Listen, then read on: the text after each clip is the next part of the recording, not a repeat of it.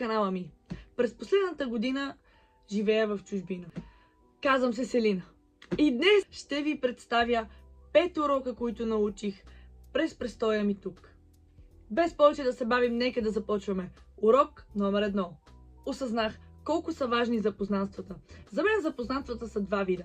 На първо място запознанствата в кампуса. Тъй като аз живея в кампус, за мен е добре да се познавам с хората, с които съжителстваме на един етаж, също така с хората от другите етажи, за да можем да си помагаме, когато имаме нужда и да поддържаме добри и балансирани взаимоотношения. Вторият тип запознанства обаче са тези с локални хора, с местни, тъй като аз осъзнах, че ако нещо се случи и всички хора от кампуса изчезнат или си тръгнат и отидат някъде, аз рано не познавам никой. Затова започнах да градя запознанства на локално ниво. Запознах се с продавачи, с хората ми от работа, с някои от техните семейства, започнах да спирам хора по улиците. И сега вече започвам да градя моя път към превръщането ми в личност в градът, в който живея. Урок номер 2. Винаги имам какво още да науча за себе си. Когато живееш сам, лягаш си сам, ставаш сам, през деня си сам, ти изпадаш в едни мисли, в едни разсъждения за околните, за себе си и осъзнавам колко силна позиция имам по някои теми. В същото време, до каква степен нямам мнение по много въпроси, които са важни и колко неща не съм изчистила сама за себе си. Така че това ми дава възможност да се развивам и да натрупвам повече знания и винаги ме държи във форма. Никога не знаеш достатъчно за себе си. Урок номер 3. Трябва да знам как да съхраня себе си. Да се развиваме е много важно и необходимо. Но в същото време е хубаво да имаме няколко неща, които ни държат, които ни помагат да съхраним нас самите. Ще дам пример. За мен тези неща могат да бъдат или навици, утвърждения или принципи.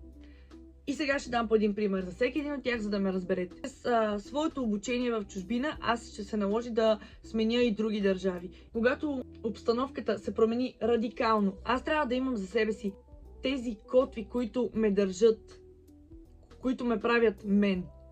Аз знам, че обичам да ставам рано сутрин. Аз няма да отида в края на света и изведнъж да започна да се събуждам след обед. Не, аз ставам рано сутрин. Аз знам, че това мен ме кара да се чувствам добре. Аз знам, че предпочитам да работя сутрин във връзка с утвърждения. Например е, че тук, където живея, времето не е много хубаво. И аз си намерих едно много хубаво утвърждение, което или утвърждение, цитат, както искате го наречете, което си го повтарям, когато времето е лошо. И то е: няма нищо по-хубаво от лошо време. Вярвате или не, до някаква степен това ми помага да се справям, защото в един момент, когато се оправя, когато косата ми е on point и съм си направила грим, изляза и вали, всичко може да ми се развали, настроението, цялата ми нагласа. И за това си казвам, няма нищо по-хубаво от това лошо време. Стискам зъби и излизам. Надявам се, че където и да отида, лошото време няма да е толкова голяма пречка за мен, защото ще имам някакъв опит, който съм насъбрала и ще го използвам именно там. Това утвърждение се надявам да остане с мен. Третото е за принципи и ще дам пак един пример. Един от принципите ми е винаги да съм честна. Когато отида в друга държава, няма изведнъж да стана най-големия мошеник. Оставам си честна, оставам си себе си. И това са 3 неща, които ми помагат аз да се поддържам такава каквато съм и да не забравям коя съм. Разбира се, пак ще отбележа. Тези неща ми помагат да продължавам да се развивам. Неща, характеристики, които ме държат затворена и не ми позволяват развитие. Не се целим в това. Намерете нещо, което е вашето, което може да не е принцип или утвърждение, може да е нещо друго. Урок номер 4. Никога не трябва да се страхувам да се преоткривам. Откакто съм тук, съм минала през различни ери. От моя girly fit ера до TikTok ерата ми и най-различни, от руса коса до кафява коса. И знаете ли какво? Не всяка от тях ми е била любима. Какво обаче научих аз и си повтарям? Обичай версията на себе си, която си в момента, дори да не е твоята любима.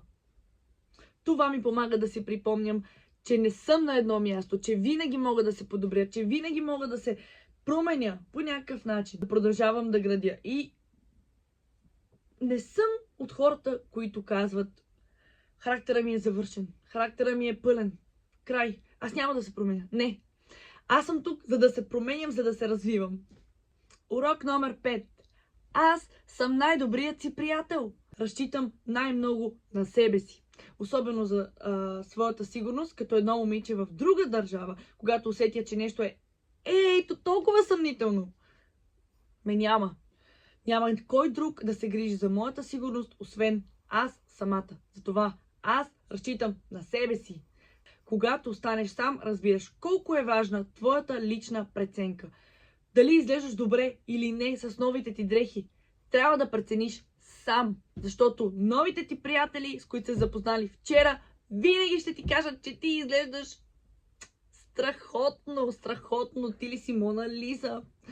Обади ми се, не работи така, не работи така. Вярвай в себе си, в своята преценка, бъди своя най-добър приятел и не ме разбирайте погрешно. Винаги можеш да направиш нови запознанства и приятели, но е по-различно, защото всеки тук е дошъл, за да успява, за да гради и никой няма да тръгне да те гради теб. Ти трябва да си помогнеш, ти трябва да си сам на себе си, да си бършиш сълзите, за да може да прогресираш нагоре. А сега, след всички тези жизнено важни уроци за домашно, харесайте клипа.